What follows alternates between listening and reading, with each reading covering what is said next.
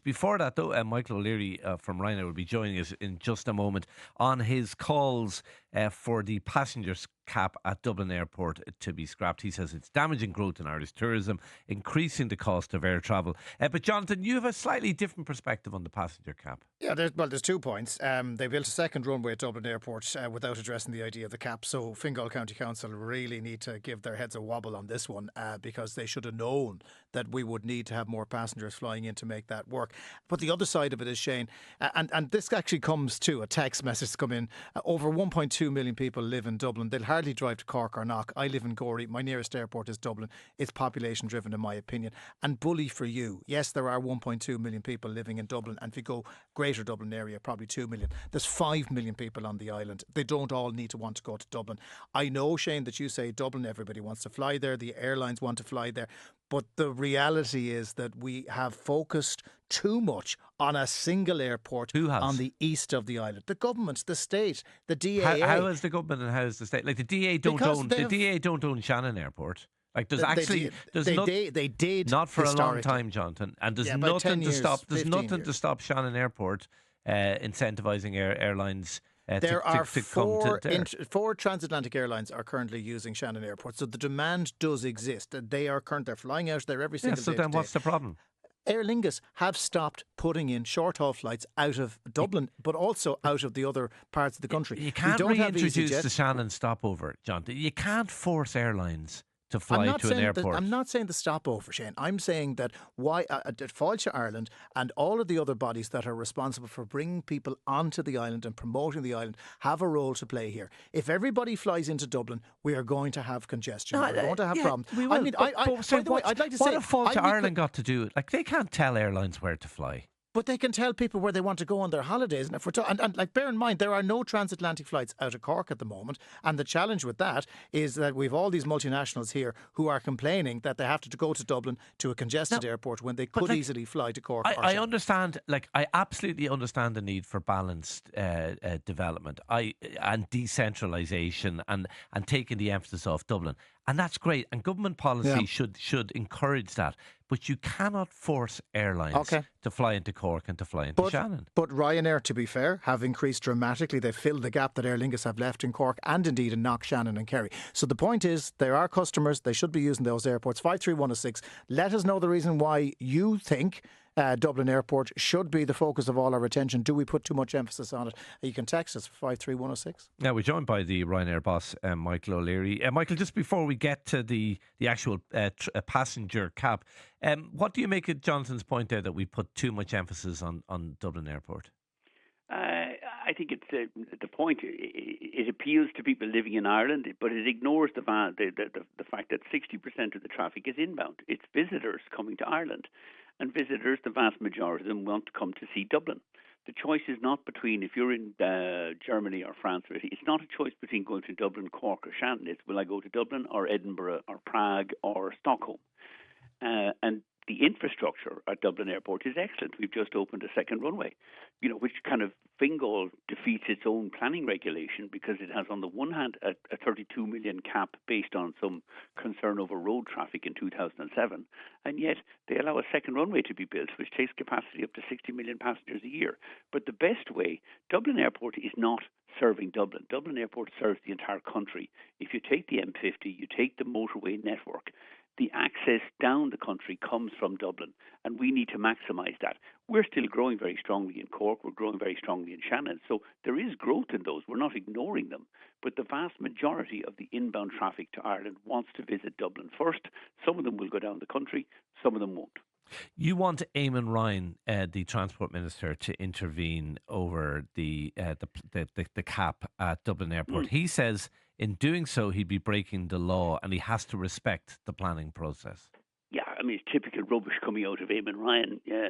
Firstly, this is a 2007 planning condition. It no longer applies. There was concerns in 2007 that if Dublin Airport got to 32 million passengers, the road traffic access to the airport would collapse. Less than 2% of people were using public transport in 2007. Now it's over 20%. Access to Dublin Airport is fine. We've opened a second runway. All we need now is a competent transport minister to intervene and say, this condition no longer applies. There was clearly no basis for those worries. I'm instructing the IAA to ignore this cap while the DAA are applying to Fingal County Council to lift the cap. There's no doubt the cap will be lifted. The question is, will it be lifted in time for this Christmas, or are we going to have to wait 4 years and hinder the growth of Irish tourism and Irish jobs for a period of 4 years? And because we have an incompetent tour transport minister who will not lift a finger when it comes to aviation, we're stuck with this cap. And the IAA...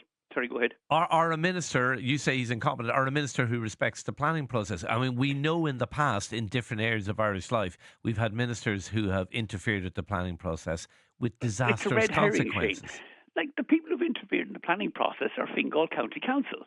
If on the one hand you said in 2007 we were worried that Dublin shouldn't grow beyond 32 million passengers, why did you approve a second runway which takes capacity to 60 million passengers?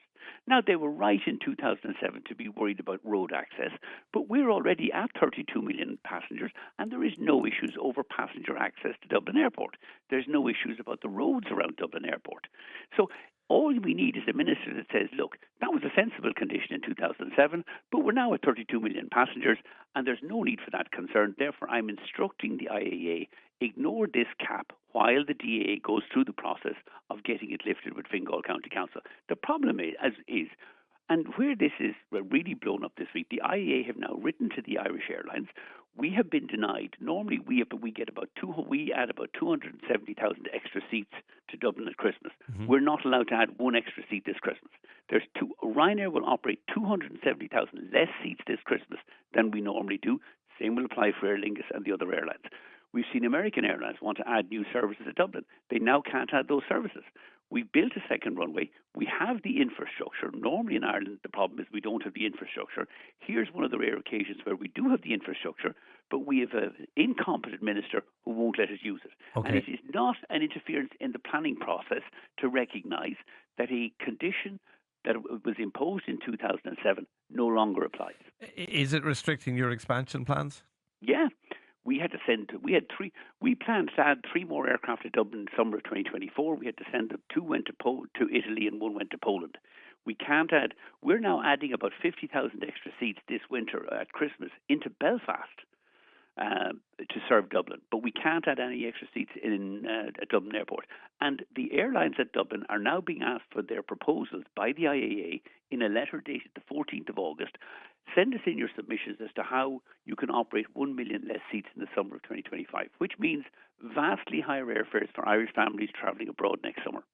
You described the minister as incompetent, but you wrote a handwritten note to him in June thanking him for his help in getting extra slots for Ryanair for the Europa League final. Yeah, I mean, we recognise where ministers do something competent or useful, we applaud them. But where a minister hides in his office, claiming that he can't act because of over some defective 2007 planning restriction, we rightly criticise him. And I've been criticised for personalising it. I'm not personalising. I've never been personally critical of Eamon Ryan. I criticise his performance as Transport Minister.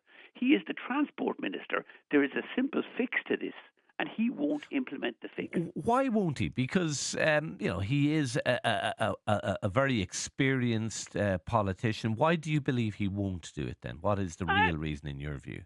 Well, I mean, why is Dublin the second most congested city for traffic in the world? He has 4 years as he's been Minister for Transport for over 4 years, and there's been a lamentable lack of action from him on any real transport issues other than he's a great man for opening bicycle lanes, many of which are empty most of the time. But when it comes to real national transport issues like a traffic cap at our main airport on and off an island in the periphery of Europe, he disappears. Okay. You want to see him intervene. Do you have any hope that he will do that? I want to see Simon Harris, the new Taoiseach, who's been very impressive. Lots of energy, lots of action. And the problem override his minister, you think? Yeah, but his minister's not even running in the next election. I mean, I don't even know why he's still Minister for Transport. I mean, if the Greens had any leadership at all, they would have replaced him, since he's not running in the next election, give somebody a go at transport for at least 6 months before the next election. Well, we do have a Green Tourism Minister. And look how useful she's been. I mean, her only inaction over 4 years has been give RT a $5 million a week subsidy for the next 3 years. when it comes to tourism. But to be fair to her, she will naturally say, oh no, this is a matter for transport. And it is a matter for transport. It's the IAA who are legally obliged to implement this cap. Ryanair, Aer Lingus, the DA are all taking legal action against the IAA when this cap is imposed, but that won't save Christmas and it won't save summer 2025. The only person who can do that is either our transport minister, but we accept he won't because he's useless. So we're calling on or because Simon he Harris. believes you should. He would say because he believes you should interfere in the planning process. It's not an interference to recognise that a 2007 road traffic access concern no longer applies. I mean, it is, though, an interference when the transport minister won't act, when airlines are sending routes and traffic and jobs overseas. You've made that point. How much will it add to airfares? For example, people flying home this Christmas, you talked about not getting extra slots. What will that mean in terms of airfares at Christmas? We are looking at €500 one-way airfares this Christmas. And I think that will be a good value fare this Christmas. Is that not scaremongering? I mean, look, we normally at Christmas, we operate over the 10 days of Christmas about 500,000 seats in and out of Dublin. Normally, we increase that by about 50%. We run about 750,000 seats. We cannot get slots for 250,000 extra seats to Dublin this Christmas. Like, what do you think happens if you reduce supply by 1/3, and it's not just Ryanair, Aer Lingus, everybody else is not allowed to add extra flights. If you reduce supply by 1/3, I think fares are going to double or even treble. Can you still get fares today at this Christmas for about 50 quid? Yes, but by the time you get to October, November, December, they'll be gone, and we will be pricing up, I think, €500 one way. Okay. Two quick things before we let you go, Michael. By the way, congratulations on your JNRR figures. Fantastic success. Well, thank you. I appreciate both for the breakfast show and for Newstalk generally. Okay, thank you indeed. Can I ask you, are you still on course to get that €100 million in share option bonus? No, sadly, it's disappearing over some distant hill as our airfares this year are about 5% lower than they were last year. Our share price has fallen from 21, where I would get the bonus, down to about 15, so I'm going to have to work harder for longer. Okay. But the good news is, if I miss it because fares are lower and customers are getting a better deal, hey-ho. Finally, I don't know if you saw during the week, Wizz Air, I won't describe them as your rivals because I'm sure you won't regard them as your rivals, Correct. but they are a low-cost airline. They're talking about having a €500 all-you-can-fly card. Basically, you can fly as much as you want over the year for €500. Is that something Ryanair would ever consider doing? No, it's a bit of a marketing scam. I mean, it's €500. You can fly as often as you like, but you pay €9 every time you book a flight, and you can only book the flights 3 days before departure, so most of the flights will be full. There'll be no seat availability. It's an interesting marketing stunt, but that's all it is. Okay. Michael O'Leary. People will still recognise that if you really want a low fare across Europe, whether in Wizz markets or in Ireland, you'll book Ryanair. Michael O'Leary, Ryanair boss, thank you indeed for talking to Newstalk Breakfast this morning.